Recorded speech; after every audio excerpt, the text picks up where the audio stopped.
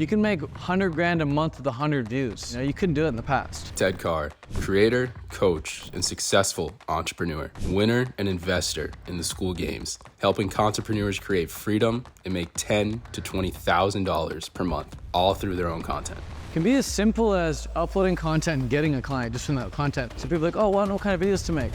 Why don't you just... We're here at a mastermind that you ran today. It was like 6-7 hours. Is awesome, and it's all about content, all about how entrepreneurs, coaches, consultants can grow their businesses, grow their brands with content. What do you find is some of the bottlenecks that like so many of us are facing? Like 99% of us know they need content, but struggle. What do you think some of those bottlenecks are? I think a lot of people are seeking like the perfect framework, and they only want to do it if they know for sure everything's perfect, like the best title, the best thumbnail, the best intro, and there's no point in filming the video unless it's perfect. I know I've been there before, so I know what that's like, but I also know what it's like to just say fuck it and film, and it turns out great. So I think you've got to just get going and film anything, upload anything, and then improve it along the way, as opposed to trying to make it perfect first. It's very easy to want to make it perfect first and thinking like, if I'm not going to do it perfectly, I'm not going to do it at all.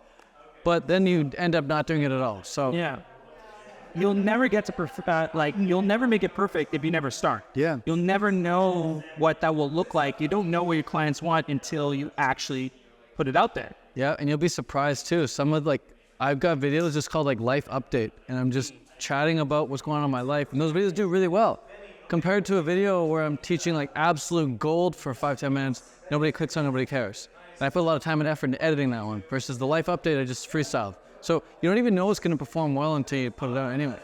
Now, we're filming this in 2024. We're 6 months until 2025. A lot has changed in the content marketing space and marketing in general.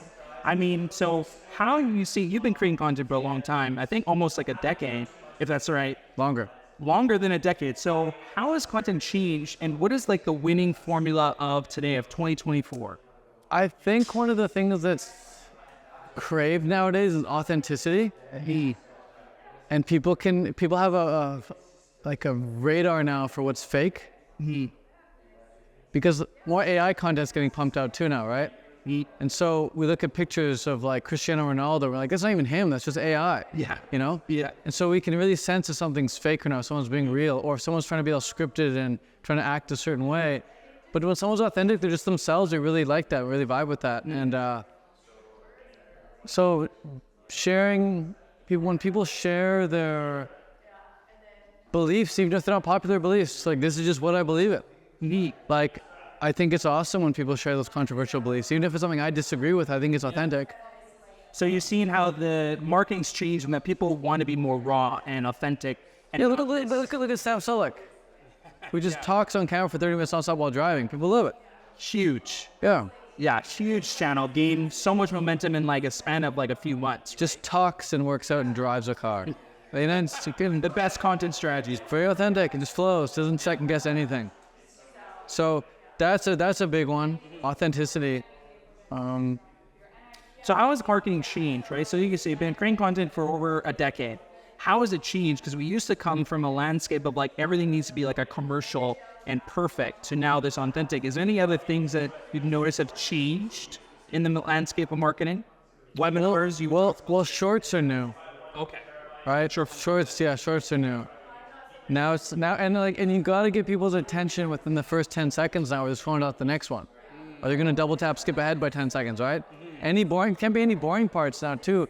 Or at least you might think that by looking at a retention graph. But I think if you can just get really good at being authentic and helpful, genuinely helpful, people aren't going to want to skip ahead, even if you're not trying to be all fancy. And also, here's a big one that's changed, is being able to make a lot of money with little views. You used to have to get a lot of views to make money. Yeah. Now with really good backend, really good funnel system, really good automations, really good school community, really good links in the description, you can make 100 grand a month with 100 views. You couldn't do it in the past. So now that's a big one. It's opened up the playing field for beginners to make really good money with very little views. I love that. I love that a lot. So you are, I don't know how much money you're making exactly, but you shared today in the mastermind that you want to make $1 million a month, right? What is your strategy to get to that goal using content? 10xing what we're doing now. So we're at about 100K a month right now, and we could definitely 10x. We could definitely 10x the amount of conversations we're having, 10x the amount of content we're putting out. And we see a correlation right now between the amount of content we upload and the amount of conversations we have, and the amount of conversations we have and the amount of sales we make. So if we just 10x the content, 10x the convos, we're probably going to 10x the sales as well, because there's a direct correlation. So it's really just simple multiplier. Something came up on my YouTube channel not too long ago. It was the new content strategy. It was an hour and a half long video. I watched it. It was very complex, very intricate, a lot of steps. Then you shared with me today, and a lot of us, a simple 3-step process to get clients with the content. Do you mind sharing what your framework is for getting clients with the content? Can be as simple as uploading content and getting a client just from that content by link in description, right? Upload content, link in description, done. There's a client. Or it can be a little bit more advanced where you go upload content, link in description to have a conversation with us or me. That conversation then leads to a client, right? And then I guess the 3-stepper is like you post the content, you have the conversation, and you work with the client to get them results. You take that client results, put it back into content, and it just loops. So then the content is just client results. So people are like, oh, well, I don't know what kind of videos to make. Why don't you just work with your clients, get them results, and use the results as the content? I can make a video about how I got Mark to 100K a month, or how I got Daniel to 300K a month, or whatever, and just talk about my experiences working with my clients, and that becomes the video. I honestly thought this was one of the best examples and frameworks and strategies when it comes to content creation, because I've worked with a lot of coaches. I serve coaches with my content agency, and you just simplified all of their systems into increasing conversations. You post content, you give free information, you give free value, and the more conversations you have, the more clients you have, and then you focus on results, and the more results you get, the more content you have, and it's that cycle. I freaking love that. It just simplifies content creation in a nutshell. Before we sign off, is there any type of final thoughts, tips, strategies that you want to give the audience before you can give it a little introduction of yourself and tell people where to find you? Yeah, I used to study writing a lot. I love writing. And so I studied how the top writers write, thinking that there was a way that they write. Like, how does J.K. Rowling write versus how does Stephen King write versus how does Steven Spielberg write? Or, how does whoever your favorite author or screenwriter write? How do they do it? Turns out, to my surprise, they all have a completely different process. Like Quentin Tarantino goes and floats in his pool until an idea comes to him. Then he goes back in the house and writes that idea. And then when he can't write anymore, he goes back and floats in the pool. Whereas other people like Stephen King will start writing at like 9 p.m. and do some cocaine and, write until like 4 a.m. Yeah. Whereas other people like J.K. Rowling might wake up in the morning and write from, 6 a.m. to noon. Whereas my favorite copywriter, he writes for 30 minutes, takes a mandatory 5-minute break, goes back to the 30-minute writing, mandatory 5-minute break, and goes back and forth like that for the first 5 hours of the day. And that's his flow. You notice how they're all completely different? And like none of them have anything in common with the way they approach writing. Some of them just flow and they edit later. Some of them write perfectly the first time they write and they're editing as they go. So what works for you might not work for me. And the same applies for making music. The same applies for making YouTube videos. We're doing a podcast right now. Some people might hate doing a fucking podcast. They would much rather just be like Sam Sulek, sit in the car and talk on the phone. Yeah. So you've got to find the way that works for you. Today, at the mastermind, we got people to go and film themselves. Yep. Some people came back and reported, they're like, I hate filming myself. I'm like, cool, well, good thing now you know for sure that this isn't for you. How about podcasting? They're like, I love podcasting. I'm like, there you go. That's your thing. When do you see Joe Rogan doing selfie style? Yeah. Never. I've seen him do it once as an apology video for apologizing, making some joke on stage. He got roasted and he wanted to prevent himself from being canceled. So he did a selfie video. But you never see him do it otherwise. He doesn't need to. So he's found his style. And so you've got to taste the rainbow, so to speak. And what's your style? So here's a question. How do you stay consistent with your content? What habits, what tricks, what systems do you follow to stay consistent that, the audience? One of the best hacks ever, bro, is I work with clients anyway throughout the week. So I just record those client interactions and upload those clips. That works really well for short form. I've now even started doing like extracting long form clips from those client interactions, and those do wonders. So it's like if I'm sitting here helping you work through a business problem, and we can really talk through it for a good 20, 30 minutes and give you a few ahas, that makes for really good content for everyone else. So that's a huge hack for me. Is just work with clients for free, take that content, put it out there. Right. And all I need is client permission.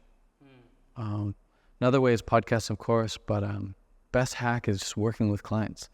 I can occasionally pick up the camera and just flow, but for that, I usually either need to be really pissed off from somebody doing something really dumb or making a common mistake, or hearing 3 clients in a row make the same mistake,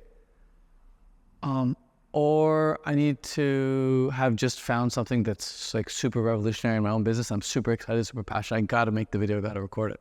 So it's either if I'm really pissed off or I'm really passionate, I'll film a video selfie style.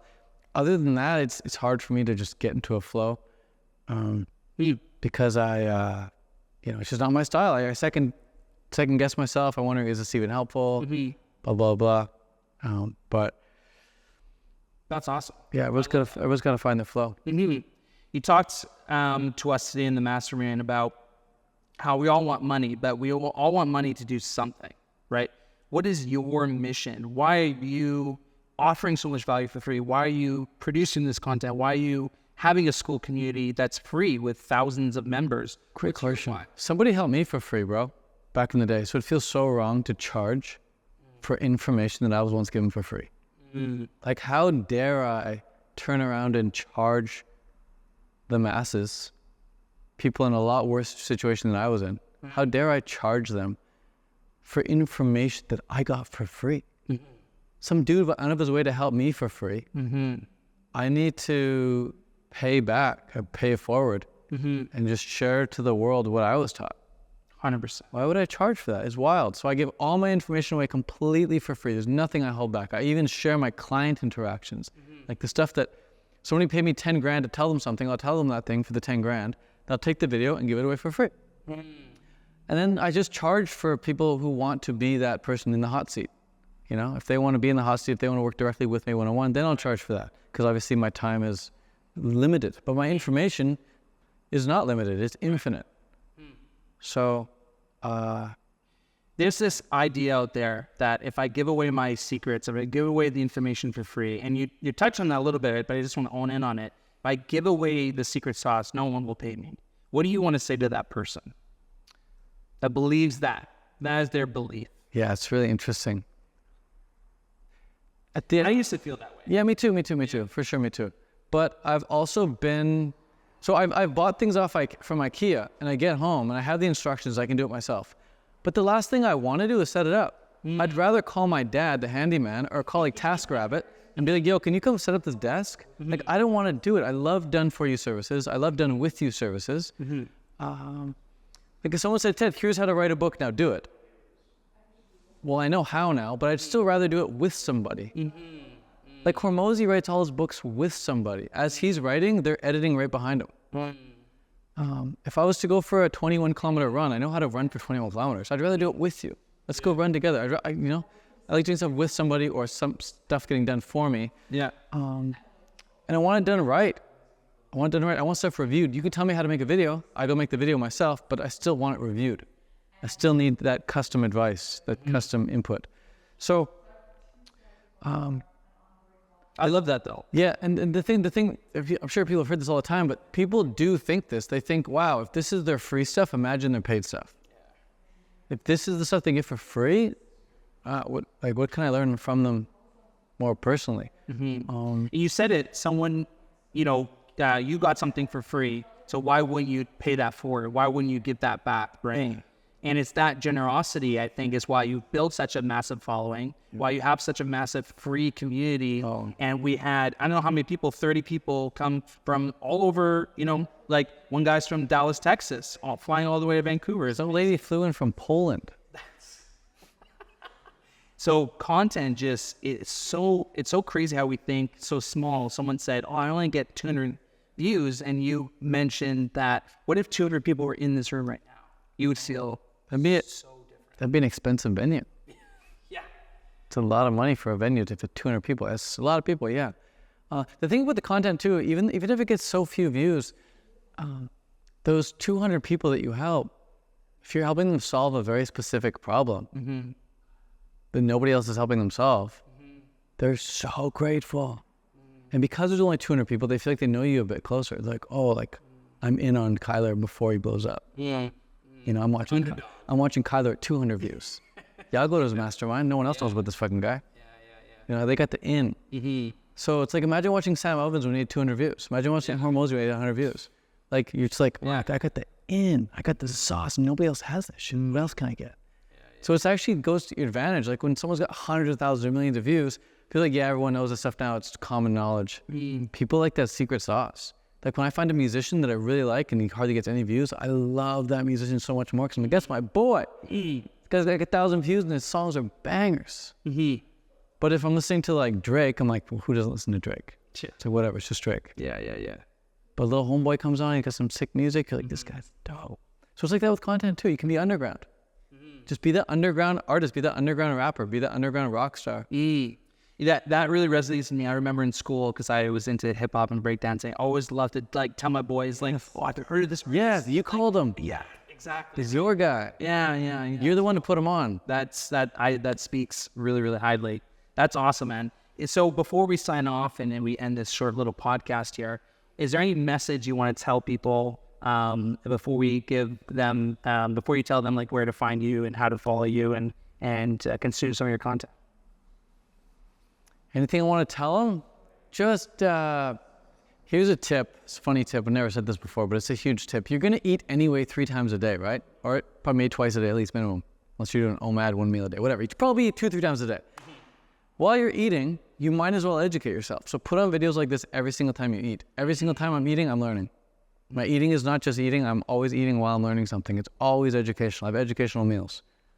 So every time I'm eating, I'm nourishing not just my body. Lunch and learns, baby. You nourish the body and the mind at the same time. So it's like, oh, I don't have time for this. I guarantee you're not working while you're eating. You're eating and you're watching dumb shit. So you might as well eat and watch educational stuff and get smarter every time. And same with every time you go for a drive, put on a good audiobook, put on a podcast, and just get smarter every single time. Because, dude, here's the biggest, coolest fact. 1 minute a day of listening is 1 audiobook a year. 10 minutes a day is how many audiobooks a year? 10. 100 minutes a day, how many audiobooks a year? 100. How much smarter do you think it'd be if you consumed 100 audiobooks? Those are 6-hour audiobooks, by the way. Damn. 100. You probably haven't done 100 in your life. Yeah. No. And that's just in a year. That's 100 minutes. That's not even 2 hours. Jeez. That's crazy. Honestly, I didn't even think about that. Dude, no one thinks about that shit. That's how you get ahead. You watch videos like this, little gems get picked up while you're eating your food. It's going to change your life forever. And you don't even need to listen to 100 different books a year. You can listen to the same book 100 times, you know? So that's the hack, is just understand that a minute a day is a book a year. I love that, man. Dude, thank you so much. Where can people find you? Where can people follow you and consume some of the awesome stuff you're spitting? Easiest place is if they're on Instagram, Fruitarian on Instagram. Otherwise, on YouTube, just type my name, Ted Carr, TEDCARR. If you want to learn what that is for Tarian, you got to go check out his channel because there's some videos on there of why that is. So go check it out. Fruitarian, baby. Cool. Awesome, man. Cheers. Thank you so much. Peace, bro.